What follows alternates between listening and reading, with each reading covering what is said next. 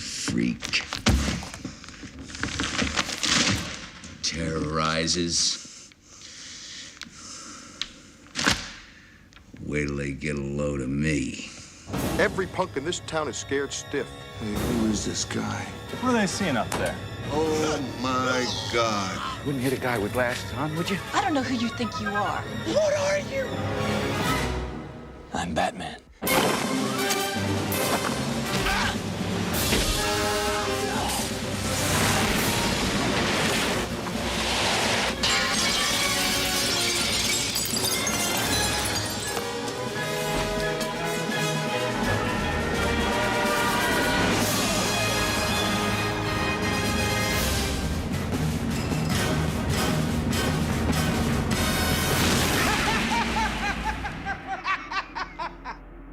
Can somebody tell me what kind of a world we live in where a man dressed up as a bat gets all of my press? The making of Batman was a marathon. It was not a sprint. It was a marathon where there were constant speed bumps, and any moment, failure faced you, whether it was developing the script, whether it was finding the filmmaker, whether it was casting the picture, whether it was the budget of the film, whether it was just the anxiety and fear of this unique project that was dark. It haunted the project from the very beginning. Batman created just a universe that I could really believe in. And I always regretted that as my favorite character in comics, it had not ever quite been portrayed the way I thought that Bob Kane and company really intended it to be. And I really wanted to see that creature of the night emerge and let the world at large see that there is more to Batman than pow, zap, and wham. And for about 20 years, whenever anyone mentioned the word Batman or wrote about it in print, pow, zap, and wham were always attached to the name. I wanted to detach it and get back to the heart of the character. I think that Batman is a seminal movie of the last quarter century because it broke all the rules. It redefined what a tentpole movie should be. It dealt with the kind of effects and the kind of artistic choices, casting choices that had not been done before, very gutsy. Tim was on the forefront of a generation of new filmmakers, and even the way we marketed the movie. All parts of a whole that, you know, are never easy to come to because when it's uncharted waters, it's lonely out there a little bit.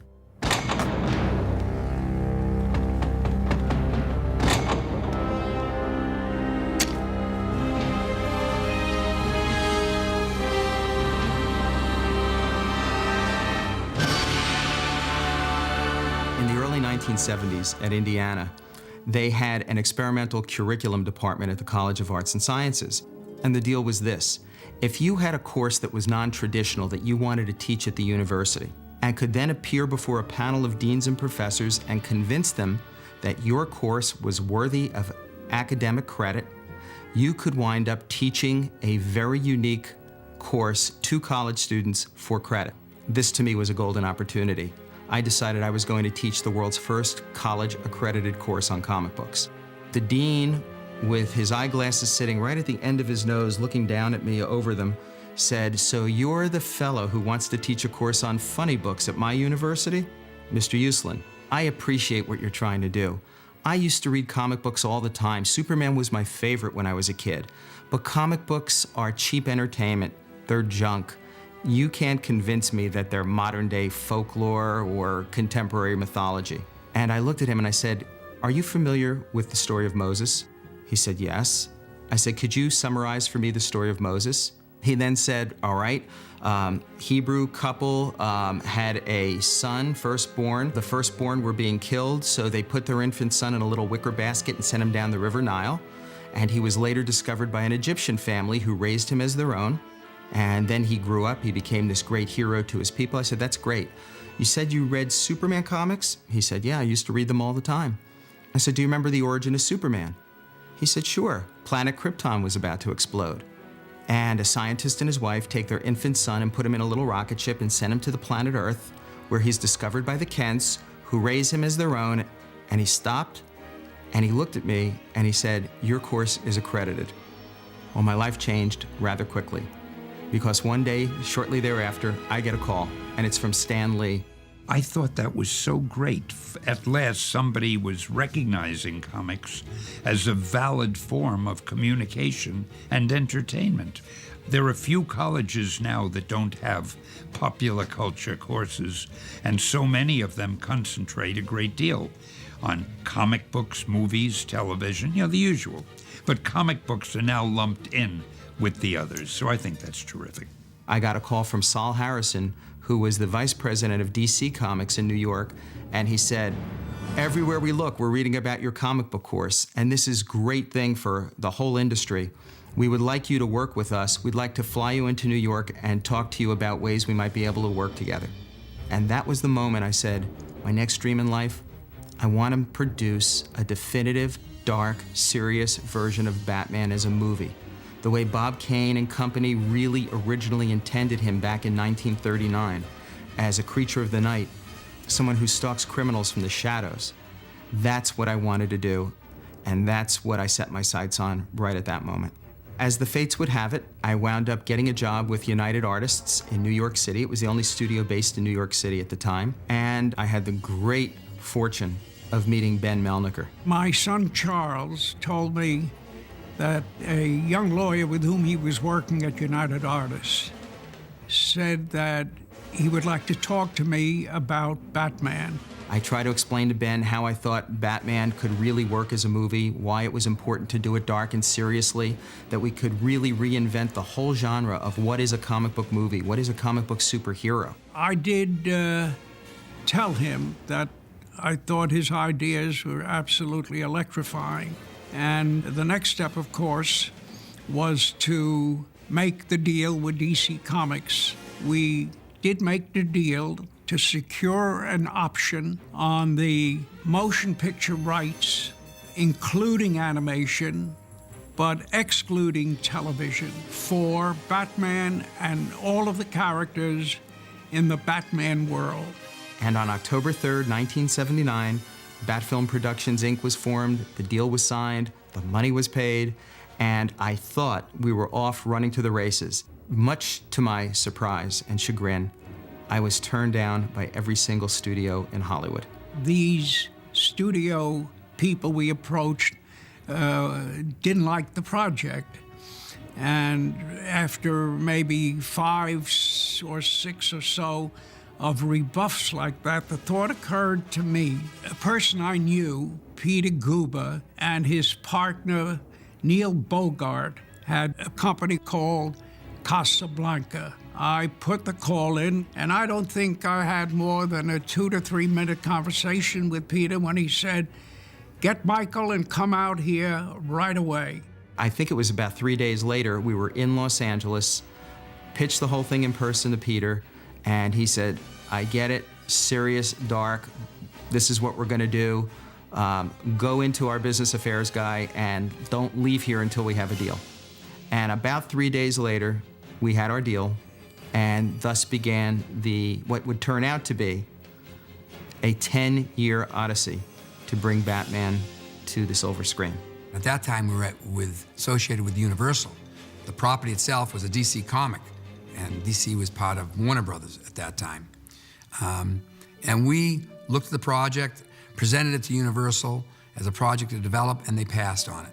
At that time, Frank Wells was the top mojo at Warner Brothers, and he was eager to get the property back under their wings because he looked at it as an asset that shouldn't be developed or exploited away from the Warner's family, since they owned the legacy of Batman, and it was a cornerstone of the DC comic company. And I remember that his eagerness led us to a deal with Warner Brothers. And I think that was really what started the whole process going. When I came to Warner Brothers in 1980 and Bob Daly came a few months thereafter, they had, of course, at Warner's made Superman. Batman was the next DC hero who everyone felt this is the way to go. I asked to be involved in the development process, and the process, became legend. There's making the movie and getting the movie made. They're two different things. It sounds like, how can that possibly be? Well, it is. They're just completely different, and they actually take different skills. In getting the movie made, Superman played an enormous role, and Dick Donner did a brilliant job with Superman, and it was an enormous success. It was a different kind of picture, and so it provided the momentum and the celebrity and the attention of Warner Brothers and the recognition that they shouldn't let these assets out of their keep.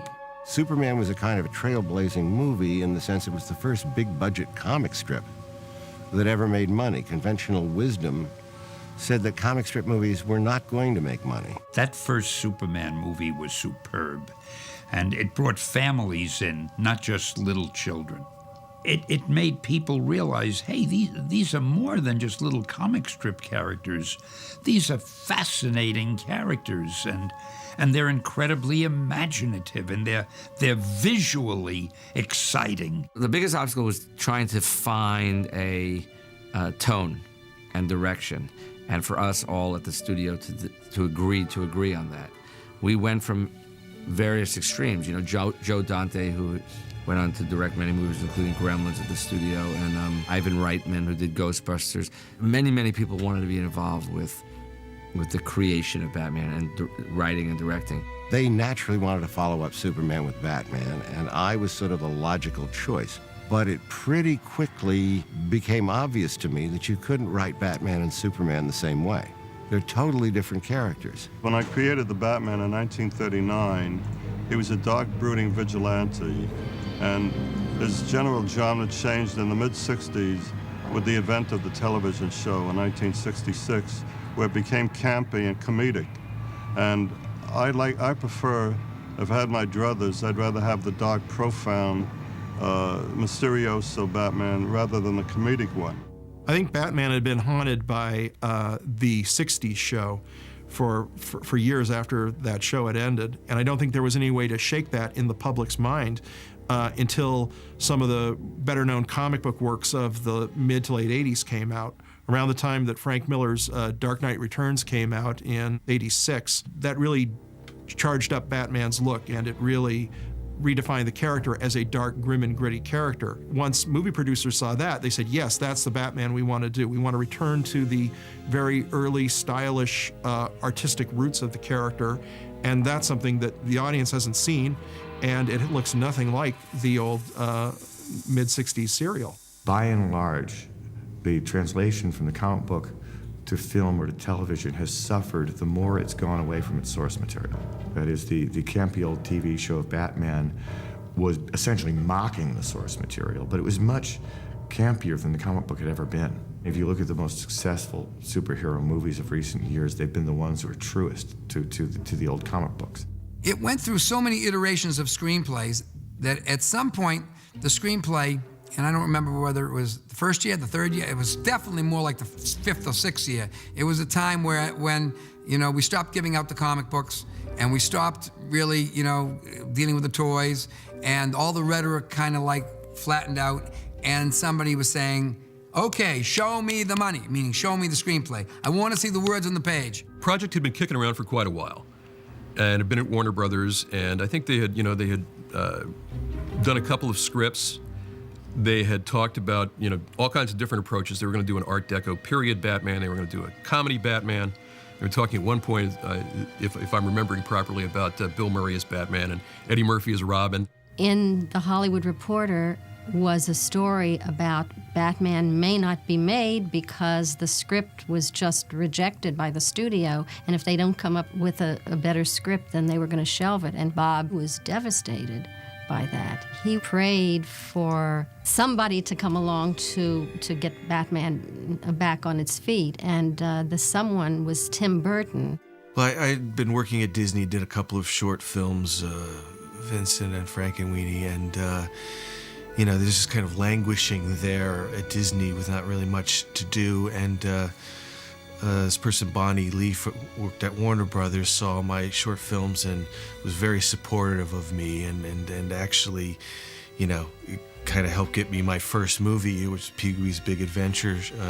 She showed short films to Paul Rubens and the producers of that, and so it was great. It was, actually one of the simplest, easiest jobs. I actually had more trouble getting a job in a restaurant than I did getting that job, which was I was very grateful for, because that sort of got me started and started at Warner Brothers. I had wound up having an overall deal, a writing deal, at Warner's, and my mentor there was an executive named Bonnie Lee. And eventually one day, I met Tim in her office. We got along pretty well. And a couple of weeks later, I was talking to Bonnie, and she said, Tim asked if you'd come over to his office.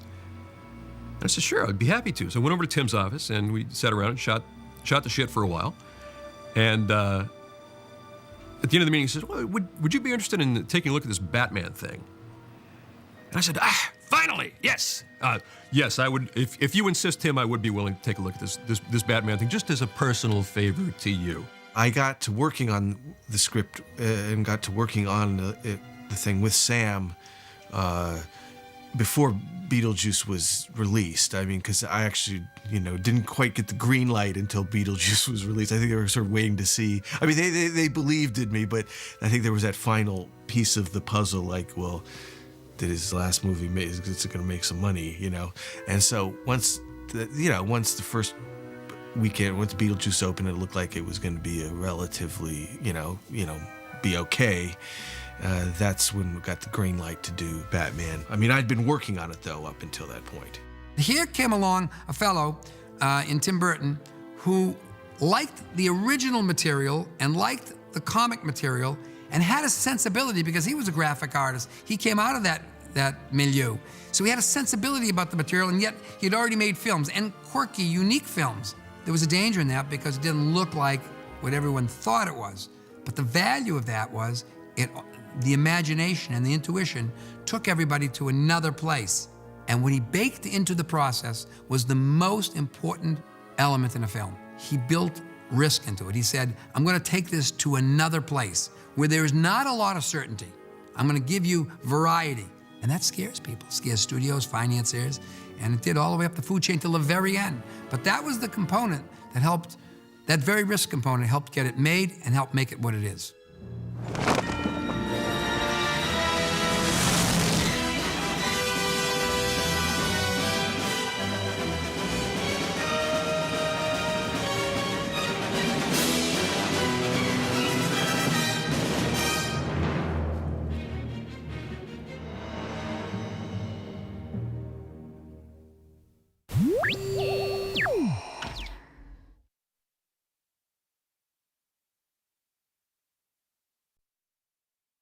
It's as though we were made for each other.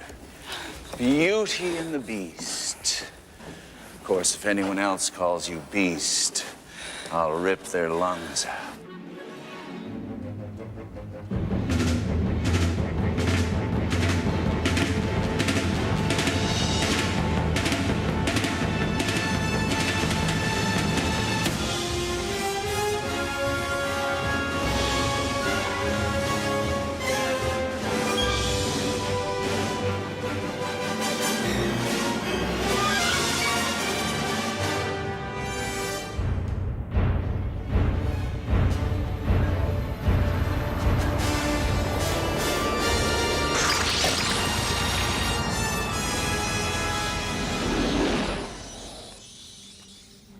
A lot of people think you're as dangerous as the Joker.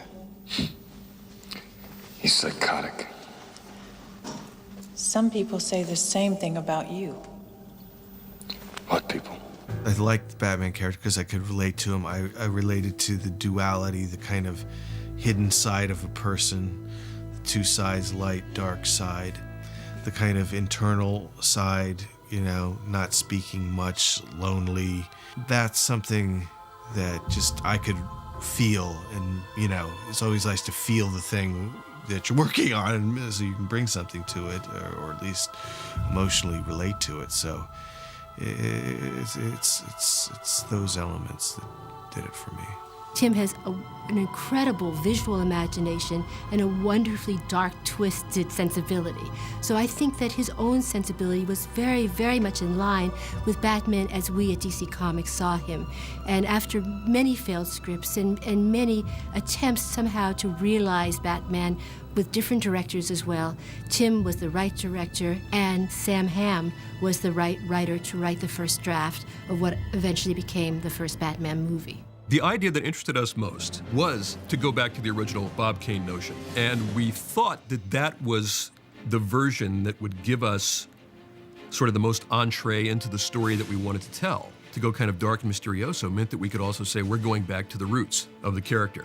You know, we're kind of paring away all the detours that the character has taken over the years and trying to, you know, zero in on what this original concept was and what made it stick around for 50 years. Sam's approach, you know, was, I thought, really the right thing, you know, just it's in the same vein as those other comics, just taking it a bit more seriously, exploring the psychology of it. I mean, it felt like kind of new territory for that kind of movie at the time. Most of the first 2 acts are Sam Hamm, and then Warren came in, you know, may he rest in peace, and he did a good job. Sam's script was a lot like the movie that turned out, and Sam did a great job, and his whole sensibility was in there and fun and everything. But I think what Warren Scarron did was sort of lay it out in a psychological way. And he was so succinct in his psychology and you know, emotionality of the characters and the story and everything. We'd ask him any question about any character in the script, and he had an answer, and you know, what felt like the right answer for motivation and things like that. So it was really refreshing. We had some huge structural challenges that we had to work out. We were originally Robin was supposed to be in the movie, and the structure that we had worked out for the story really did not admit Robin very easily.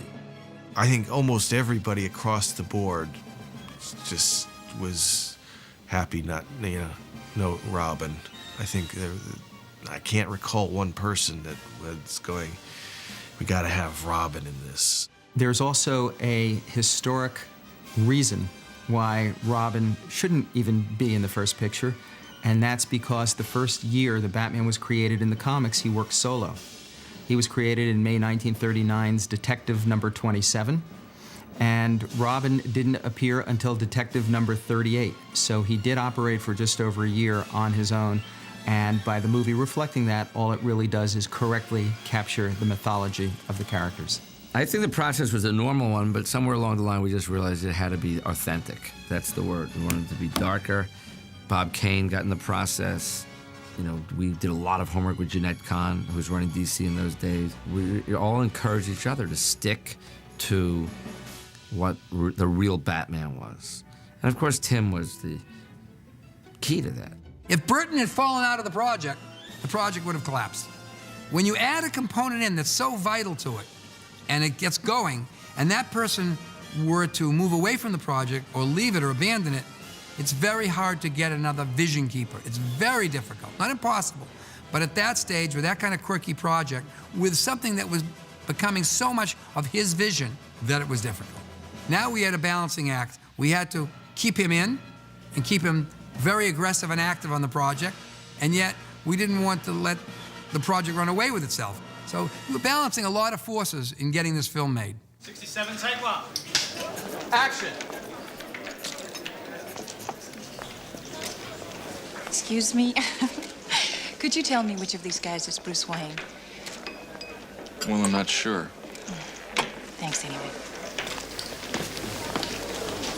You have to recognize that when you're making a movie, that you're in the selling business from the minute the movie gestates, from the minute the movie is announced, from the minute the first comments reach the press, there's an impression about the movie. And when you have a property that's a lightning rod, like Batman, when you begin to cast the picture, everybody has an opinion because they know what that character meant to them in their youth, or as they read the comic, or when they saw the television show, and they even question whether they should make it. Well, Michael Keaton was a firestorm of activity when he was cast. Well, Keaton was controversial at the time because everybody thought, Michael Keaton, that means the picture is becoming a comedy. Of course, Tim had just done Beetlejuice, with Michael Keaton, in which he was spectacular, but it's not the sort of thing that you would necessarily look at and say, oh, look, here's this guy, you know, is an incredible physical comedian. It's not you instantly think Batman. At first I thought it was a joke, and I laughed and said, yeah, Mr. Mom is Batman. That's very funny. When they explained that everybody was serious about this, my instantaneous response was like every fanboy. I was shocked. I said, oh my God, this can't become a campy Batman again. I remember that this was so newsworthy that the front page of the Wall Street Journal, of all places, had an article about what was wrong with us for choosing Michael Keaton to be Batman. You can't buy that kind of publicity. On the front page in the left column, to show you the level of celebrity it reached, said, what a ridiculous choice. This is the silliest choice. This is ridiculous. That's not where the character lies. Now, this is a major financial paper, an institution, talking about a creative enterprise. So the good news is they're talking about the creative enterprise. The bad news is they're creating questions in the part of the management. Oh my God, what are these folks doing who are managing our asset and our money? Us. So you always have that yin and the yang. You know, you get the noise, but you also get the light. It was kind of a shock to some people when we cast Michael Keaton, and I did hear filtering back from America that, oh my God, you know, this is going to be a disaster. It's going to be like the TV show and blah, blah, blah, blah. And they're just going to camp it up and do that. But, you know, we knew that that wasn't the case. You know, I thought he was absolutely right for it. Tim saw something in Michael's eyes. They were very alive and interesting, and a lot of the time he was wearing a mask or a cowl, and he needed what came from his eyes. I had cast Michael before that in a picture called Clean and Sober, and I knew he was a fine actor, but the eyes got him the job. It's like with Michael, you look at him and he's just got those eyes and he looks crazy and he looks just like, but he also doesn't look like a superhero. It's like he looks like a guy who would need to dress up like a bat for effect. The comfort zone was Tim Burton. I knew I at least, you know, could put my trust in someone, at least to some degree, you know, even though it was a huge challenge to him and a risk to him too. It doesn't seem like that probably, but it was just a difficult movie to do and a big thing to pull off. When he called me and said, I'm doing Batman and I'd like to do it, had it not been him, I wouldn't have even read the thing. But I figured if it's coming from him, this is worth reading. And then I knew immediately who this guy was. I just knew what I would have done. The risk came in because of I think the scale of this thing. But if this character doesn't work, this movie doesn't work. Now, I kind of knew that, but I didn't want to think about that, or I was a dead man. What Michael Keaton captured was the traumatized Bruce Wayne, the neurotic Bruce Wayne, the Bruce Wayne who you could believe could at night put on a suit and go out and fight crime. Tim indicated, I don't exactly know how to put a serious actor into a Batman costume without getting inadvertent laughs from the audience. He said, but he did know that with Michael Keaton, they could create a portrayal of this driven and consumed Bruce Wayne, and audiences would go, yeah, he could do this, he would do that, and thus the suspension of disbelief. Michael Keaton has a quality, when I watch him as a performer or as a personality, and even working with him while I was watching him, he has three qualities. There's a comic quality, there's a vulnerability, but there's also something underneath. You feel that there's something underneath going on. There's a mystery there. Michael was phenomenal. I adored him as Batman, and I know there had been some controversy, and you know, some people they were very reserved about that choice at first, and I thought I got it immediately. And there was something about Michael that I could just see as an orphaned child. I bought it. I bought it from day one. Being a big fan of irony, I just think it's great from, you know, sitting back and looking at it all. I just think this is great fun. But no real vindication. I mean, it wasn't all that severe, just people saying, except for the hundreds of thousands of people who were protesting in the streets, I guess, you know. And when they hung me in effigy, that was a little, for me, harsh. Hello, Vinny. It's your Uncle Bingo. Time to pay the check. There was a conversation about who should play the Joker. And there were, as with Batman, there were names, you know, Robin Williams, so many actors wanted to be the Joker that everyone had to be dealt with appropriately. Jack Nicholson as the Joker, I mean, it's like you didn't have to be a casting director. Nobody even have to say anything. I mean, that was just everybody's first choice, because he is the Joker. I mean, there's just no question about it. The fear is almost more like he's almost too perfect, but I mean, he's so great that he even transcends that. You know, he even goes beyond your expectations just because he's so good. We had known Jack Nicholson for a while, and the idea was, would Jack play a role like that? This is not the kind of film Jack Nicholson played in. You know, this is the guy from The Last Detail and One Flew Over the Cuckoo's Nest. We're talking about a force of nature, an acting force of nature. Jack was never one to just work with a director. There was no actor alive who respects a filmmaker more once he decides to do it. But he has to decide to do it. So Tim had to convince Jack that he was right. And I remember we went up to Aspen, and Jack says, let's go riding. He's gonna meet Tim Burton. And Tim says, I don't ride. And I said to him, you do today, you know? And there's a picture of him on the horse with Jack. And Jack's a good rider, really good rider. And Tim Burton looks like he discovered God on that horse. I was terrified, and it's like, I'm out with Peter Guber and Jack Nicholson on horseback, you know, up in Aspen. I'm going, I didn't realize this was, horseback riding was part of my job description, but it was, you know, that was a surreal moment. He was not a happy camper, but he did it, and Jack committed to the project. I don't know because of the horse riding, but I think that they had a good bonding there, and that moved the project yet further ahead. Once, you know, somebody like him gets involved, it just raises the bar of everything else, and just creates a buzz about it, an excitement that just permeates everything, really. I was afraid because of my feel of the television series and the way movies tend to be done and talked about.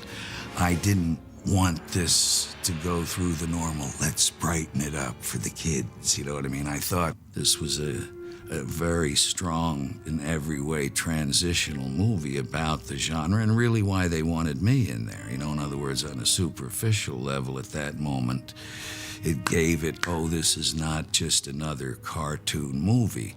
It changed the nature of the comic framework into a film, from a movie into a film with the inclusion of Jack Nicholson. There was something to be discovered there by the critics and by the media, because they would find it intriguing that Jack wanted to do that. Part of the thinking in getting Nicholson was really similar going back to the Marlon Brando concept in the first Superman picture. You get such a great deal of respectability for the picture, for what you're trying to do, that not only does that help bring audiences in, from young to old, but it also makes it very attractive to other major stars to want to become the next Batman villain, to follow in the footsteps of Jack Nicholson.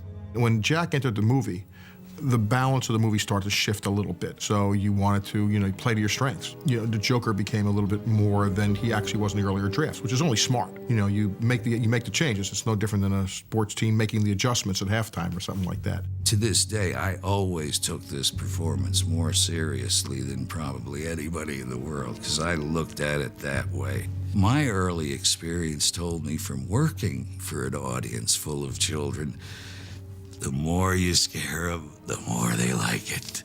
The worse you are, the better, because that was my response to the Joker. I mean, after all, this is a hateful occurrence, this man, and if you looked at it literally, every kid loves this guy, I believe, and I particularly love just the name, Joker. It's fantastic. The studio felt the marquee of Michael Keaton and Jack Nicholson changed the nature of the film, and he recognized that, and they negotiated a very strong deal, especially in the back end, because it was a short schedule. It turned out not to be a short schedule, though.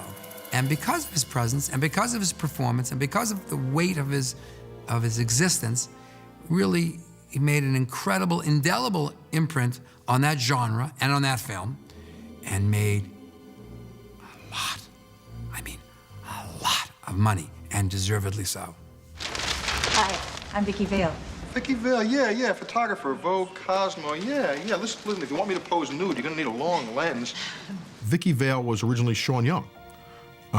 It wasn't Kim Basinger. Kim had to come flying at the last second. Sean Young was there. She was there for 4 or 5 weeks of pre-production, and Sean wanted to go and practice her horse riding, but she fell off, and we were about a week away from shooting. Falling off that horse was something that just kind of, I couldn't hang on. You know, I just couldn't hang on, and there's kind of a poetic symbolism about that. You know, it's like, in a way, I look back at that particular time in my life and I go, wow, I wish I'd been able to hang on to that horse. You know, I wish I'd been able to do that, because then the turning point in my particular career, I would have been able to stay on the film. I would have been in a big box office hit. I would have been able to go on to other big box office hits. I would have, you know, and then that kind of domino effect would have occurred in my career. So that was the turning point in my career where that didn't happen. Unfortunately, Sean Young had to be replaced, and you know, at the time, it was quite a panic, if you like, to recast her. John Peters and myself, Tim Burton, huddled, got on the phone with Terry Semmel at the studio, talked about several actresses. Kim was right at the top of the list. Everyone got excited about Kim Basinger, and I think I had to be the one with Barbara Kalish, faxing the script to Los Angeles all night, every page. This was in the 80s, so the fax thing was different. I think it was much more a case of who is available tomorrow, who can fly to London tomorrow night, who is capable of doing this part. You know, there was a lot of who's available, who's, you know, and it very quickly, you know, you only got, you know, 3 or 4 people that could actually catch a plane in 2 days' time and come to England for, you know, 3 or 4 months, 5 months to make a movie and be somebody who they could put up on a marquee and say, you know, this is Vicki Vale. And that's how Kim got it. They called me and I found myself on a plane over to London. That's actually how quick it happened. I had no time to think. I just found myself walking onto a set, and I remember the first day I walked on this set, I said, this is not a movie. This is an experience. This is a phenomenon. This is just, I just knew in my heart this was going to be far more than just your average movie. Kim luckily came in last minute, you know, and, you know, it was kind of, I think probably a strange circumstance for her, because she's kind of like last minute thrown into this sort of boys club, you know, all these guys, you know, where's the girl, you know, and but she was great. I think she gave a really solid, I mean, she, you know, with this kind of material, somebody like that, her and Michael and the other actors that give it a grounding, you know, you're taking this sort of fantastic material, but trying to find a reality in it. And she was always trying to, you know, just find that real strong, simple reality. And I think it helps this kind of a film quite a lot. It was like Alice in Wonderland. I mean, it really was. I didn't know what to think of it. I really didn't know at first. And I was submerged in just a small fraction of it with the car and, of course, Michael in his outfit. It was just wow. It really was wow. And what number are we starting with? Is it going to be 1 week, 2 weeks, a year, 6 months? We're going to do it in 5 days. Any officer in this city that is proved to have done anything wrong is going to be out so fast he will not know what hit him. The things that keep you going in a shoot are the actors and the crew and what you're seeing, you know, and therefore that's really it. And I remember Pat Hingle, Billy D. Williams, Michael Goff. I mean, everybody that we got in there are real, you know, great actors and just up the level of what the project was. I like working with him because he leaves it, he gives you the problem, he explains how it works and says, now play with it. He does leave a lot to you, and that's exciting, and encourages you to go in that direction, you know? Tim doesn't live here on the ground with the rest of us. He lives up there somewhere on a cloud, somewhere. I mean, his whole thinking, you know, he's brilliant, but he's just not one of us Earth people. He was so tuned in on the take, you know, on the whole thing. Tim, I mean, this is Tim's creation. I mean, John Peters, you got to give him credit with Peter and John for putting it together and staying with it for a long period of time, because they went through a lot of drafts. But, you know, it's Tim. I mean, I have to say Tim. So those are the forces that were at work. Each one helped the other. And that was what you wanted to try to have happen. And I think the chemistry that Tim and the studio and ourselves brought to it was as much by the movie god as it was by our own divining and skill powers. I mean, the movie god plays a role in it. It's like you have to work real hard, get the right thing, and get a little lucky.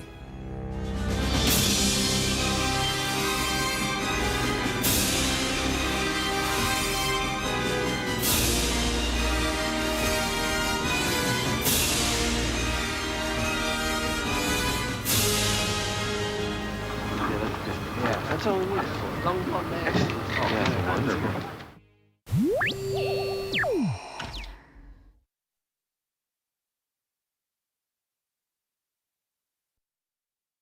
Okay, let's go right away.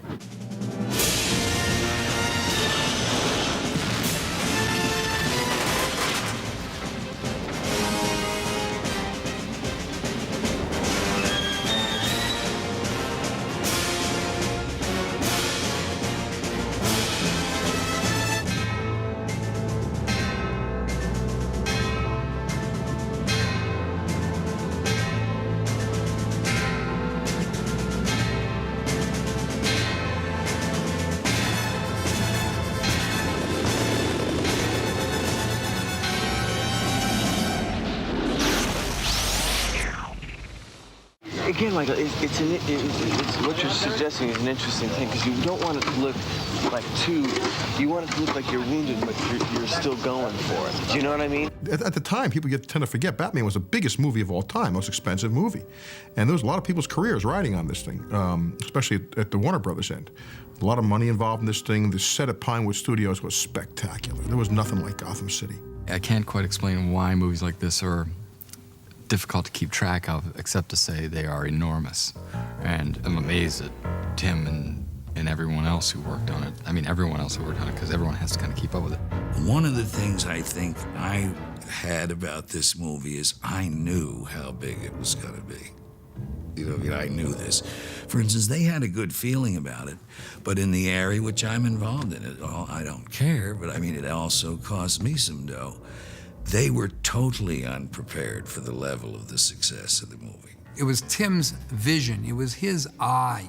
You know, once you bought that eye. The question was, how much does it cost, and where can you make it less expensive? Not cheap, less expensive, or as inexpensively or as controlled as possible. And that brought us to England to do that. It was a big movie, and there wasn't really the space at Warner's to do it, so there wasn't a lot going on in England. So Pinewood Studios seemed like a really prime candidate because it had the space and it had a backlot area where you could build out on, which was nice. And it was, had the artists and talented people to make a project like that go. And for me, it's a way of sort of being away from all of the business side, we were trying to focus on the movie, which was important and good, and kind of away from all of the hype that was back in America about it. Because when you're making a movie, you don't like get caught up in all that because you have to make it. So I think it turned out the right place to do it. I think a lot of it, I'm sure, was Anton first, who was an incredible, dark, interesting character. If you looked at Anton, he could have played a part in Batman very easily, well, as could Tim Burton. So you had these two guys, and you had Roger Pratt, who's a wonderful photographer. I guess really kind of balancing the two out a little bit, because Anton would go off and crazy ideas that sometimes weren't possible. His team were bringing back a bit. Tim had really wonderful ideas. He knew exactly the look he wanted. It was a tough shoot during the winter of '88, December, a long night. So we used to be filming up on the Gotham streets, and you'd start at 4 o'clock in the afternoon. It was already dark in England, and you'd film right through till You know, 5 or 6 in the morning, it was still dark. You never saw daylight, and it went on for weeks on end. It was a difficult shoot because it was, for the entire shoot, it was a 6-day shoot. But I don't think I'd ever do it again because I found it quite counterproductive. I mean, if you're shooting a movie, you're basically working every day anyway. So if you're shooting 6 days, though, you don't have really any time to prepare for the next week. So I kind of felt like a fighter in the middle of a fight who didn't have time to take a break, just take a step back. So it was a difficult shoot that way, and it was, in the winter at night. So like for 3 months, I didn't think I saw daylight at all. Once we got in production, the astounding thing to me about Tim was and is the unshakable central self-confidence and lack of fear that he has. When I watched him, this was part of the scuttlebutt. His Batman was the biggest production in history in England in terms of production costs and so forth and so on. And watching him, and you see this, I'm pretty low-key, you'd see it on me. You don't see pressure on this kid. I'm thinking, geez, this guy's in his early 20s. He's got the biggest budget in history. It's not even a factor. You know, he just goes about his business and does it. Being relatively new to, the first big movie, I was very grateful for Jack's support because, he told me, he just said, don't let them, you just get what you need, and don't let them get to you and that kind of thing. It just was really cool that way and helping me get through the process. Tim was under a lot of pressure. He hadn't had that big blockbuster yet, so it wasn't like, whatever you want, Mr. Burton. So there was definitely pressure. I mean, there was pressure between him and John Peters at times, and I think John, made some good contributions. Some of the fight scenes he really insisted upon. But, there was definitely pressure between the studio and the producers and Tim just to sort of, get it all done and get it all good. It was such a great challenge to me that I had all my work cut out staying alive. There was a whole old school of production that in a way probably thought better people could do it than me, certainly. Not that it was blatant, but I think there was that feeling. So I was struggling to do what Tim wanted. I also think that in a certain sense he was considered to be very young to be doing that sort of thing and doing things which no one else had done. Batman, the first Batman's made the old-fashioned way, with model shots and that type of thing. But most things we did in Batman were done for real, whereas nowadays you had the luxury of doing a quarter of it and someone on a clever computer does the other 3/4. But I think that's why the first Batman has such honesty about it. Is it Halloween? Part of what went very right on this picture, collaborative ideas on a real level about the material itself. Halfway through shooting, Jack and John Peters go to see the Phantom of the Opera. And at the end of Phantom of the Opera, there's a scene where she goes up to the tower. And the Phantom and the big conflict at the end, the big climax, takes place at the tower. I don't know how the story went, if John turned to Jack, Jack turned to John, but said, this is what we need. And the next day, they started writing that scene, the whole ending in the tower. A script is a blueprint. It isn't the Bible. It's a blueprint for a movie. It's a navigational stake for all the components that make a movie. It is capable of being changed. It is changed. Lines happen, things happen, and you see the evolution of the material. You saw the scenes that were shot before, and you realize all of a sudden, I already have that value. This scene now has to get a different value. In a project this big, sometime I've come to know you can't say, hey, we'll wing it to everything. You have to be well prepared. But having said that, because of the original freedom and gradual trust with the whole group of people making the movie, a lot of this movie comes from just moments of improvisational inspiration right there. Some before, or overnight, or as you went. Some actually while you're doing it.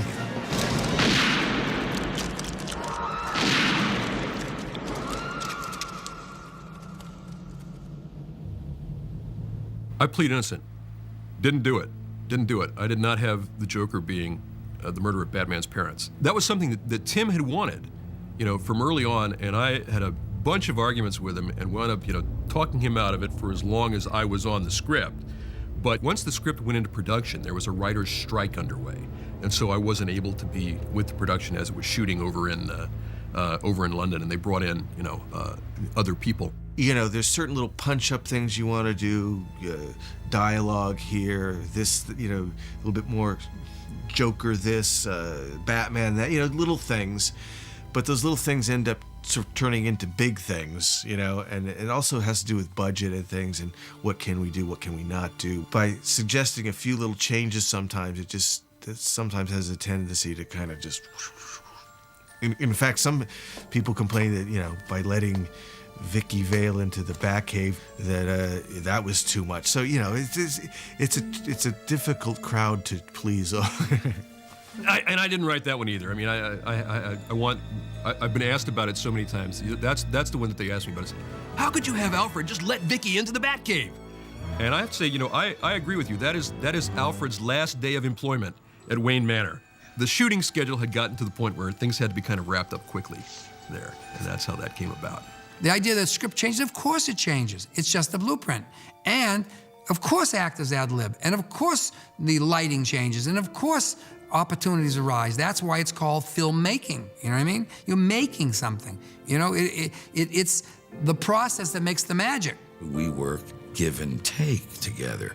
A lot of the spirit of what we all wound up going for in the script, in refining and in the shooting of the picture comes from that kind of thinking and, fun kind of collaboration. I was working up these ideas, and there was a lot of skepticism about whether I was the right guy for the film, which I understood because I'd never done a big film, I'd never done a big budget film, I'd never done an action film. So I really had to prove myself, and I'll never forget, there's a presentation I had to make. John Peters was there, who I think was very skeptical. I know he was skeptical.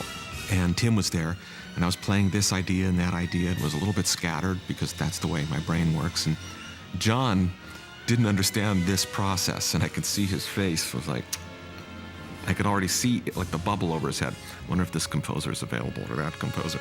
And then Tim said, play the march, play the march, play the march. And I put on this Batman march, and John jumped out of his chair, really just almost started dancing around the room. It just definitely was not an easy, relaxed project, but I've learned since then that none of these, kind of shows like that ever are. Yeah, and even if at the end of it too, because I don't know, she's moving her head up. Yeah, she's moving her head up. So. Once you set the date for a film, you say, we're going out, and you declare that date to the marketplace on June 19th, a set of forces are in action. You set that whole motion in action. The exhibitors, the distributors, the media, all the people, and everybody builds towards that date. It's very perilous to change it. Very perilous. I don't mean to change it a day or two, but you start changing it a week or a month, three things happen. One, they think the film's no good. Two, it costs an enormous amount of more money. And three, you get out of sync with all the forces that you've used to market the film, to bring it to that moment where the expectation of the audience is realized by the movie.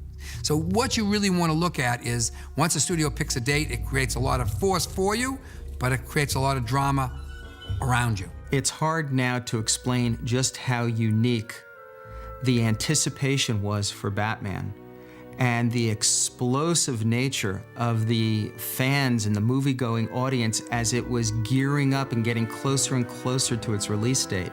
At the time when we made the movie, there was no real talk of the word franchise or real market, not a lot of merchandise. It was sort of pre all of that kind of stuff that now is just commonplace, really. The first Batman movie, in my estimation, was the best marketed movie in the history of film. It was incredible. You couldn't walk 10 feet without seeing someone in a Batman t-shirt or a Batman baseball cap. People were buying the Batman ties, the t-shirts, the hats, the cufflinks, the underwear, everything. It was like pajamas. That Halloween, the next Halloween, everyone wanted to be Batman. I think when I saw the Batman cereal, that's when it hit me, Whoa. every bit of Joker byproduct and paraphernalia sold before the movie was released. They were out. They could have sold billions and billions more of these things, but you make these situations, you gotta make the deals, gotta be manufactured, shipped, all this. You can't just say, give me 2,000 more Joker, So, in a way that's uncommon, apropos of hype or this or that, they had more customers than they had product for this particular movie. I remember one day somebody brought in a logo, and we all looked at it and said, what is that? It looks like somebody inside of somebody's throat. It was the logo for Batman. What made it unique is you didn't know exactly what it was for the first second. And then, like so many visual images, it emerged exactly what it was, so it required something to happen in your brain. And that risk of that logo embodied the aesthetic, cinematic equivalent of the risk of the film. This is beautiful. You know what I mean? This is a great piece of graphic art. And, that goes all the way back to Bob Kane. That emblem, the Batman emblem, that's what really sold everything. That emblem. Didn't have to say more. You didn't have to do anything but show those bat wings. Then Mark Canton and Peters wanted the Prince music. He kept saying, we're gonna have Prince do songs, because Mark Canton's big hit up to this point had been Purple Rain. And where is the Batman? Prince was also a Warner Brothers artist, so I think we had talked about several different artists and coming up with something, and he came up with some crazy song, and that was a huge hit. And I think that hit before the movie, so that was a great sort of juggernaut with it. I do remember meeting him for the first time in the Batcave. He kind of actually fit, when he walked in. It was kind of funny. We used 3/4 of his songs in the movie, and then, he had written so many songs that they sort of released a companion conceptual album that he had done. So I guess it was the first time that I'd ever gotten an idea of studio conceptualizing about things. Keep busting. Vicki Vale. Hi. Bruce Wayne. And what do you do for a living?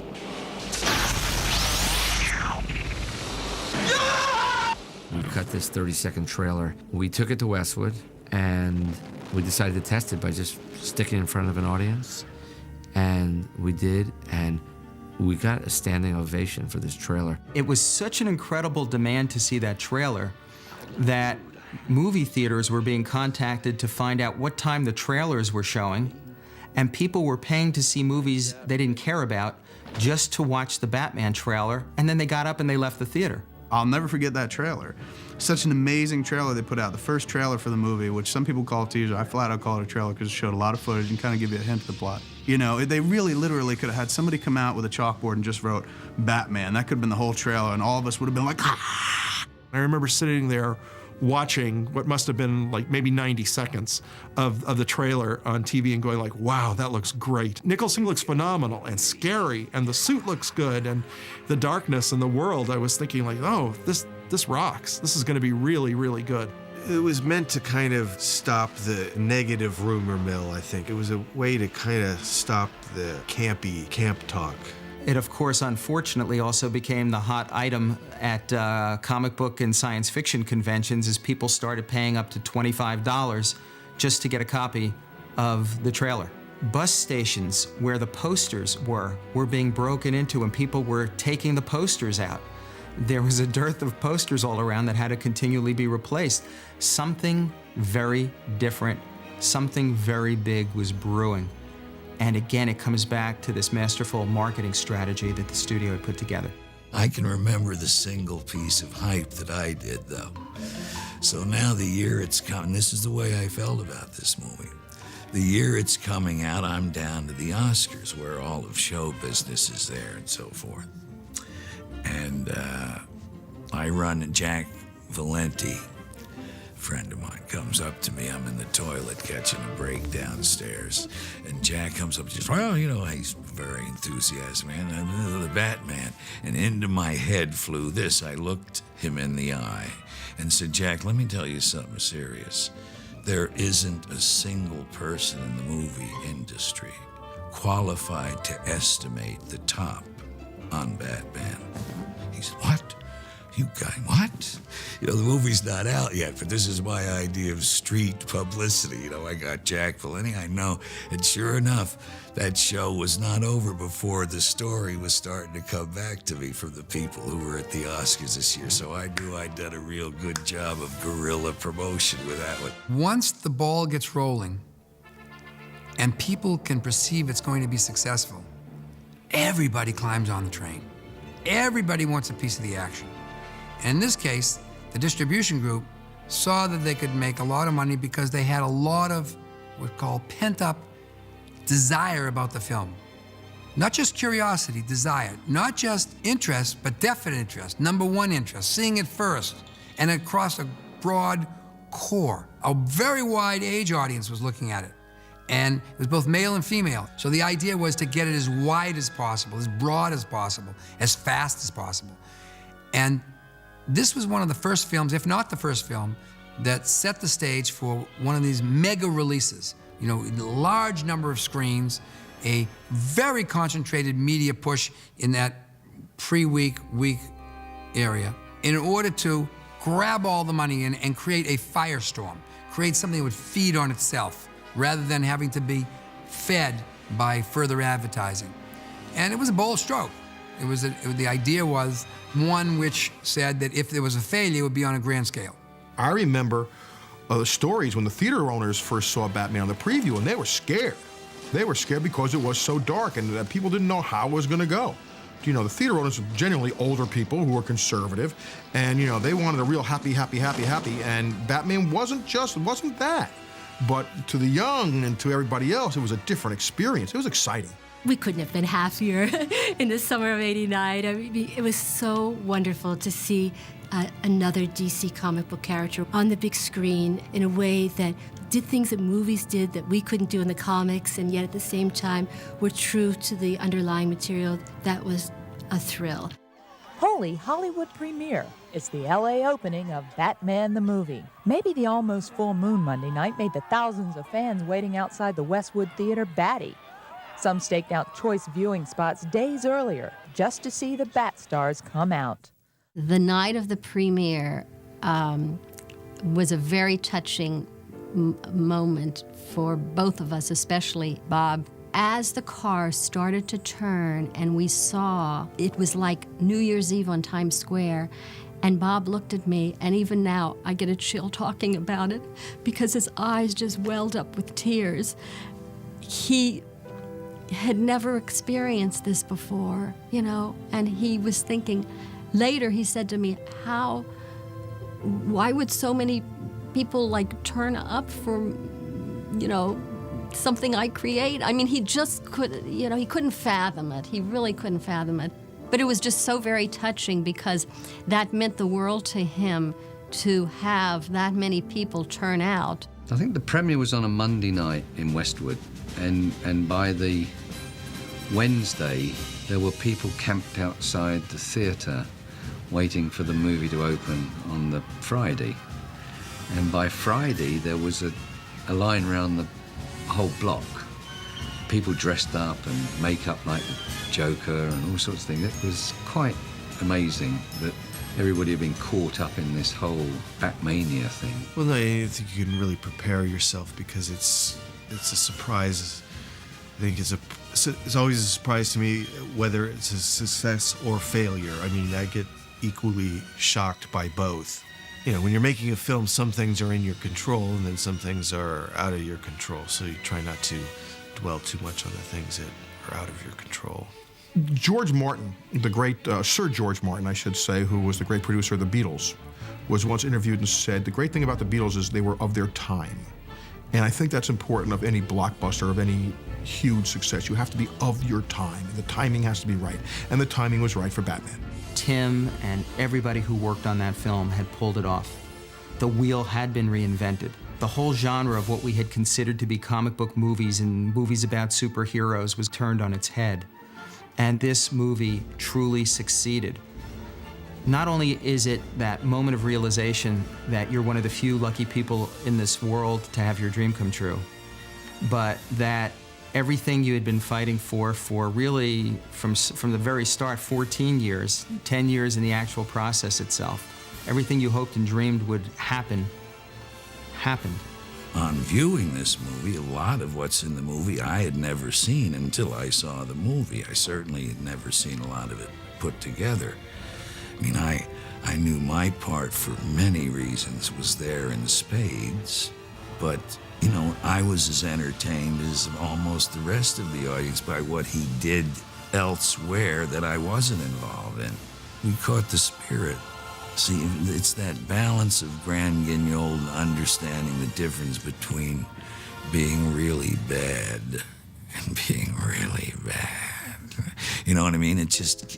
We hit the right flavor. We really knew that completing the film, just completing the film and getting out on that date was a monumental task. And there was a sense of relief doing it. And then there was this incredible, almost euphoric experience that happened at the studio and in the business with this film. And you knew it would probably define or help define your own career, because you don't get those every week or every month or every year or even a lifetime. That those are events that the movie god gives you that extra propulsion. And we knew we were being shined on. This is a movie that got everything I think out of it that it could have. The collaboration was great. The work on the set was great. You can't put into words what it's done for the opportunity for other filmmakers, for studios, for fans, for the business, for the history. I think it does remind all of us who still do this that it's okay to shoot for the big ones, you know. When you're involved with a success of that magnitude, it rubs off on everybody. I mean, you know, you're part of the carrying effect. In your life, you're lucky in a career to get a hold of one of these type of things. And those don't come around too often. They just don't come around too often.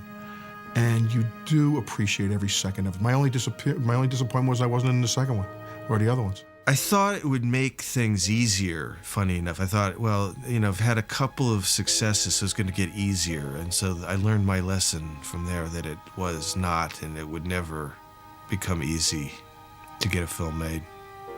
You know, I had done a fair amount of movies before then, and some, you know, hits before then. So I was kind of eased into this thing, but it was really enormous. The leap in recognizability was pretty huge. It gets to be like a lot sometimes, and I'm fascinated and I guess disappointed in the amount of people who can only kind of muster, "Hey, Batman." You know what I mean? I mean, if it were me, I mean, my choice would be I'd think of something, you know what I mean, besides, "Hey, Batman." I mean, once maybe, oh, yeah, right, the movie, right, got it. But like, you know, a lot of guys, it's kind of it for them. After I finished Batman, and Batman had come out, I would go and visit some children in some orphanages and children's hospitals in America. And I went in as Vicki Vale. I mean, they didn't know Kim Basinger, they knew Vicki Vale. I mean, some of these kids were absolutely in shock, and they would ask me, "Where is Batman?" Straight faces, "Where is Batman?" I said, "Well, he's parked outside. Is he in the Batmobile?" I said, "Well, they wouldn't really let him park it here at the hospital." So we'd have these, you know, serious conversations. So to come into some of these very sick kids and to really sit by them and talk to them and with their parents and everything, and to be able to bring a little light, to be that character, it was a very, very special gift for me to be able to bring to these kids.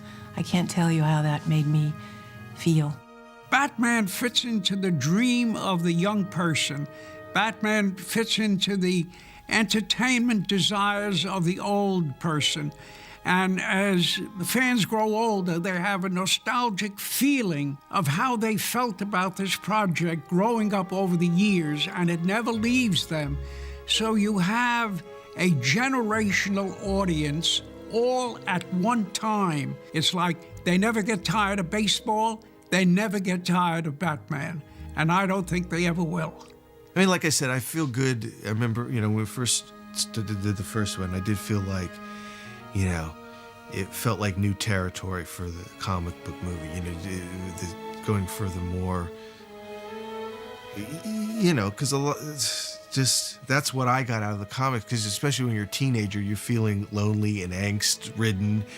Comics were an outlet to explore those feelings. So that's what I felt like it was nice to be part. It was like doing that. At least I felt like I hadn't really seen that kind of way before. Batman Phenomena gives me great satisfaction to realize that I have millions of fans in the world, that I created a hero that influenced so many people in the world. And it gives me a wonderful spiritual satisfaction to know that. And it really touches my heart. I feel so gratified that I created a superhero that can reach all elements of our society, and that's quite fulfilling.